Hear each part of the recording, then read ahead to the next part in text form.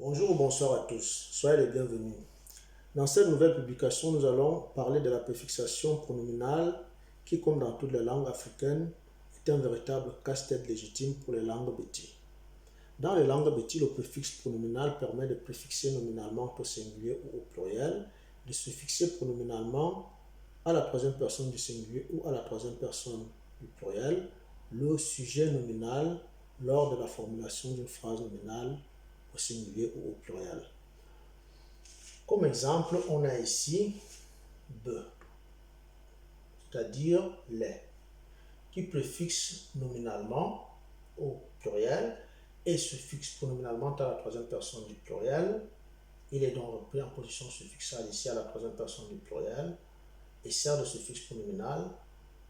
Sur cette position, il précède l'auxiliaire temporel alpha, c'est-à-dire le présent de l'indicatif. C'est un préfixe a, alpha, qui indique le temps alpha, c'est-à-dire le présent de l'indicatif.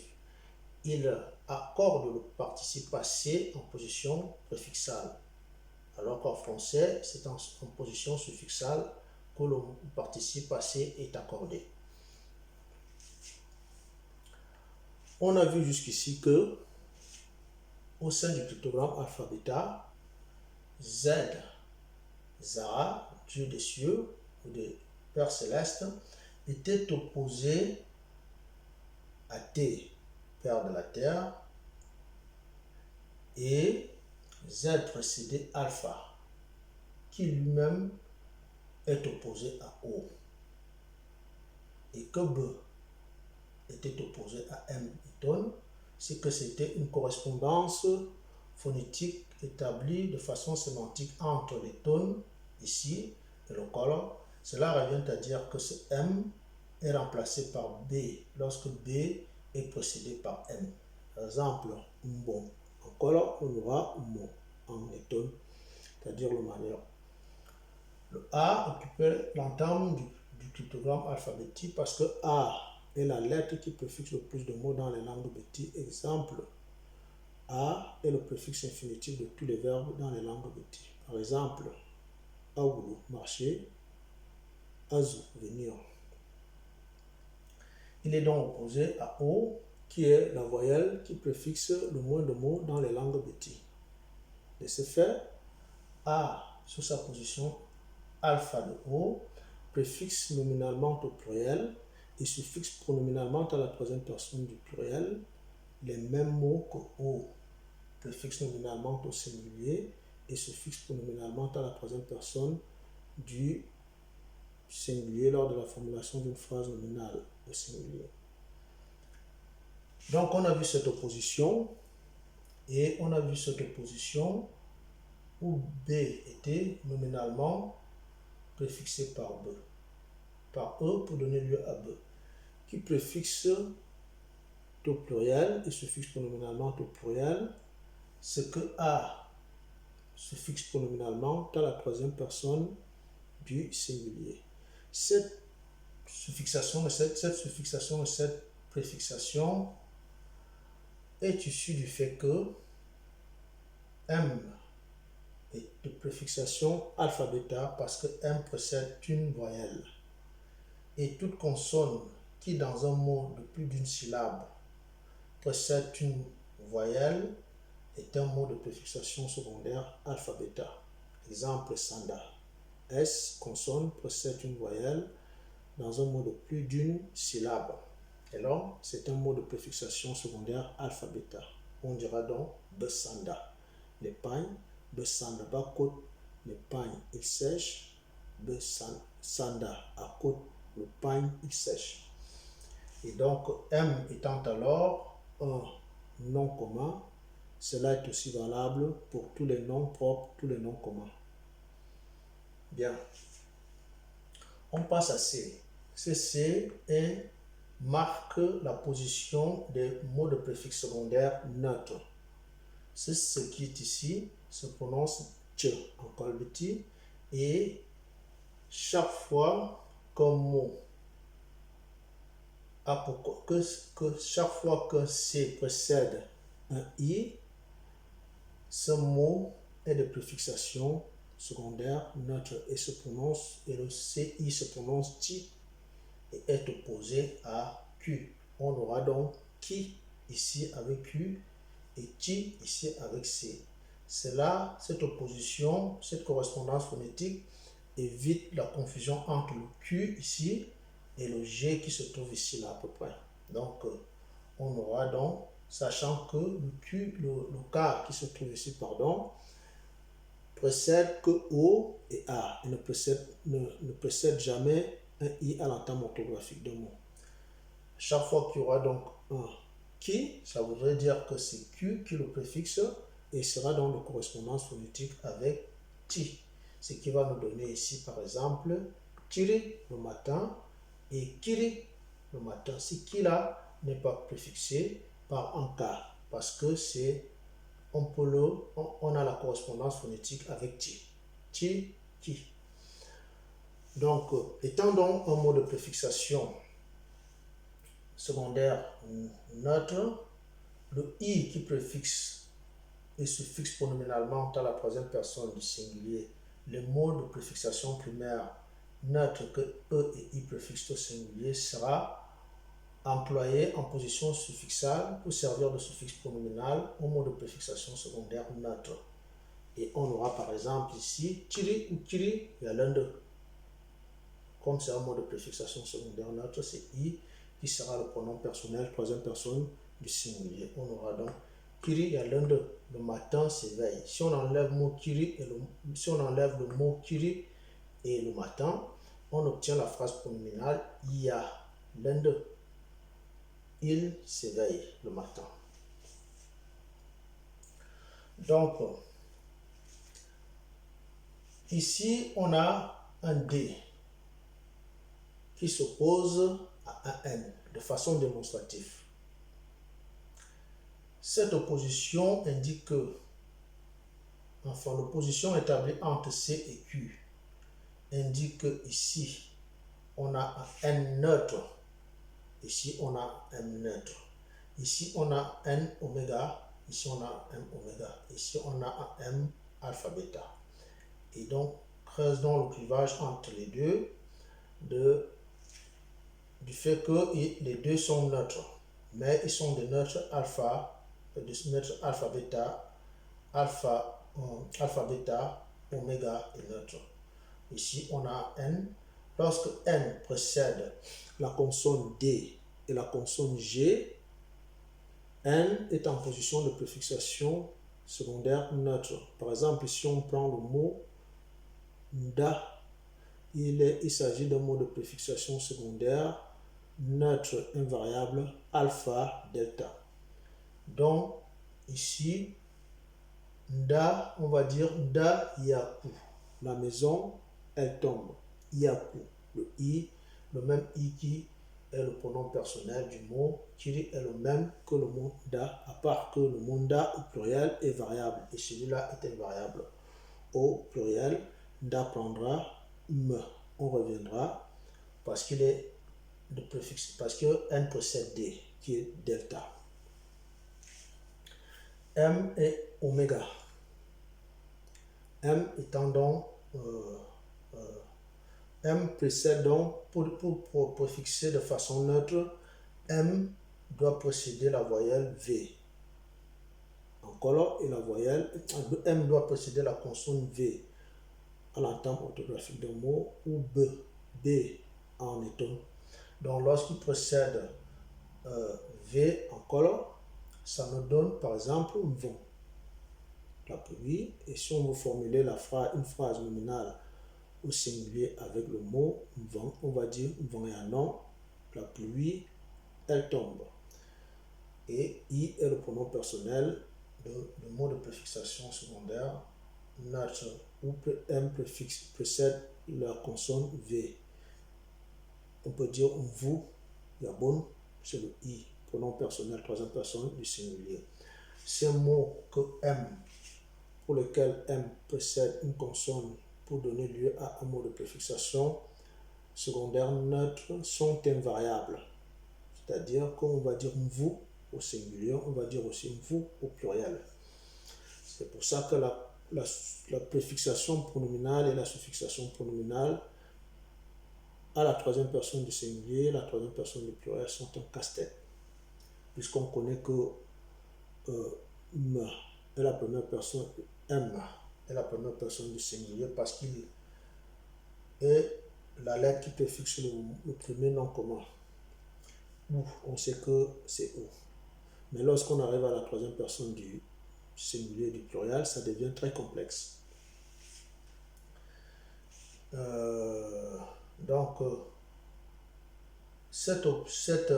cette position intermédiaire intercalée entre Q, entre la position neutrale de Q ici indique que M et N préfixent au singulier les mots du même groupe nominal.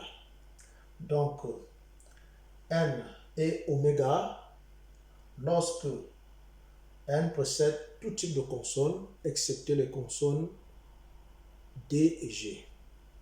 Exemple, on tend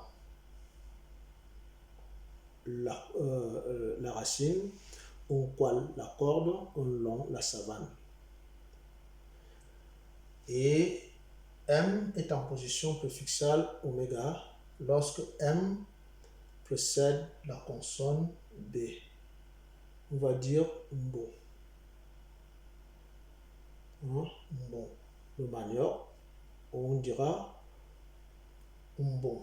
Et donc, lorsqu'on a le mot, lorsqu'on a N qui précède tout type de consonne à l'exception des consonnes D et G, on a pour N un mot de préfixation secondaire oméga où O sert de suffixe pronominal troisième personne du singulier et on aura un camp wa dit la racine elle brûle. Si on enlève le mot camp, on obtient de O le pronom personnel troisième personne du singulier.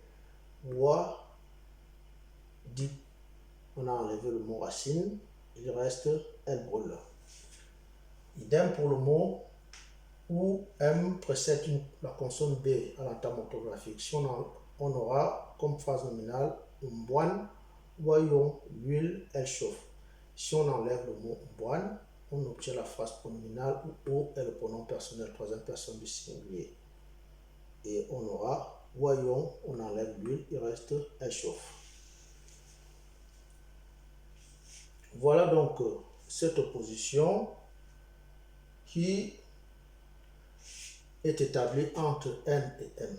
M étant donc à la fois neutre, alpha, bêta et oméga, M préfixe de ce fait plus de mots que N qui est seulement neutre et oméga. Ainsi, lorsque on veut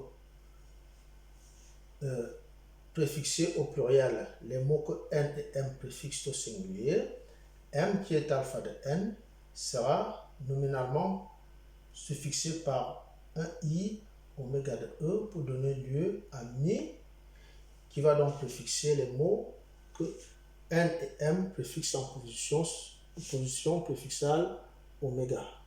Et ça va nous donner ici minkan, les racines, mimboine, les huiles. Et on aura la phrase nominale minkan, miadik, les racines, elles brûlent. Mimboine, miayon, les huiles, elles chauffent. Ainsi, M étant nominalement suffixé par I oméga de E pour donner lieu à mi qui préfixe nominalement au pluriel et suffixe pronominalement dans la troisième personne les mots de préfixation secondaire oméga pour lesquels O est le pronom personnel troisième personne du singulier. M va nominalement être suffixé par E alpha de I pour donner lieu à M qui va préfixer nominalement au pluriel et suffixé pronominalement à la troisième personne du pluriel. Les mots de préfixation secondaire alpha, delta, que A préfixe au singulier et suffixe pronominalement à la troisième personne du singulier, et que D préfixe nominalement au singulier. Et ça va nous donner ici, pour le mot haleine, qui est de préfixation nominale alpha, delta, melaine au pluriel. Melaine, le palmier, haleine, le palmier. Lorsque D préfixe au singulier, on aura 10, l'œil au singulier, on aura au pluriel, mis, les yeux au pluriel. Et N qui est ici donc va nominalement être suffixé par un O pour donner lieu à no, parce que N se prononce comme un N lorsqu'il possède une voyelle. Exemple, noué, le serpent. Et donc N va être préfixé, nominalement suffixé par no, et pronominalement, il sera suffixé étant donné que il est lié oméga de M, et que M est à la fois alpha, bêta. N, no va être pronominalement suffixé par un A pour servir de démonstratif au mot de préfixation secondaire, au mot de préfixation alpha, bêta. Donc, si on dit par exemple, on dira Motnua, voici quelqu'un. Mingunua, voici la femme. Sandunua, voici le pagne. Et on va employer Nua. Et à chaque fois qu'un mot de préfixation secondaire oméga sera employé pour montrer quelque chose, on prendra le O pour pronominalement suffixer nous pour donner lieu à nous, qui va servir pour montrer quelque chose qui est désigné par un mot de préfixation oméga. On pourra dire par exemple Obamnu, voici l'épervier, et Unkanyu, voici la racine, Umbanu, voici l'huile. C'est un mot de préfixation secondaire oméga, un mot de préfixation primaire oméga. Donc, nous sera employé comme démonstratif pour montrer quelque chose qui est désigné par un mot de préfixation secondaire ou primaire oméga. Au pluriel donc, N étant donc opposé à D, qui est au pluriel de, on aura donc pour le mot de préfixation secondaire alpha, oméga au pluriel, on aura abamdi et on mettra un A. Un A ici pour donner lieu au suffixe adverbial dit, qui sert à montrer ce qui désigne le mot qui sert à désigner, le mot de préfixation secondaire alpha, oméga qui sert à désigner. Et ça va nous donner abamdi. Voilà tout ce qu'on pouvait dire pour les préfixations pronominales. On a un peu anticipé, parlé un peu de la suffixation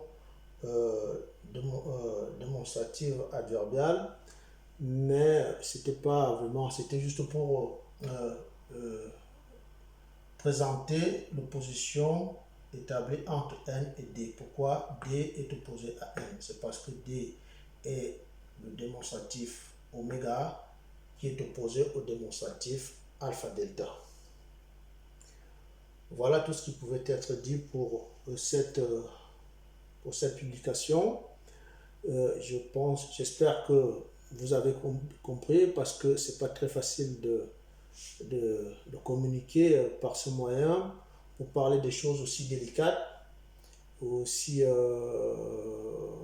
pas habituelles, parce qu'il faut réfléchir plusieurs fois pour se faire comprendre, parce que ce n'est pas comme ça que les gens raisonnent d'habitude. Donc si vous voulez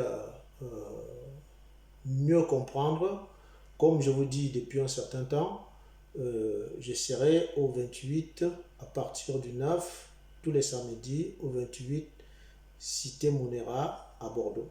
Si vous voulez apprendre plus, là nous parlons encore de la préfixation, de la suffixation, essayer de comprendre comment les mots s'agencent, s'articulent, pour que lorsqu'on va commencer à débattre sur la philosophie, sur tout ce qui concerne le cryptogramme spirituel et tout ça là, qu'on puisse se comprendre. Donc l'écriture et la lecture sont indispensables. Voilà tout ce que je pouvais dire aujourd'hui. Je vous remercie d'avoir suivi et à très bientôt.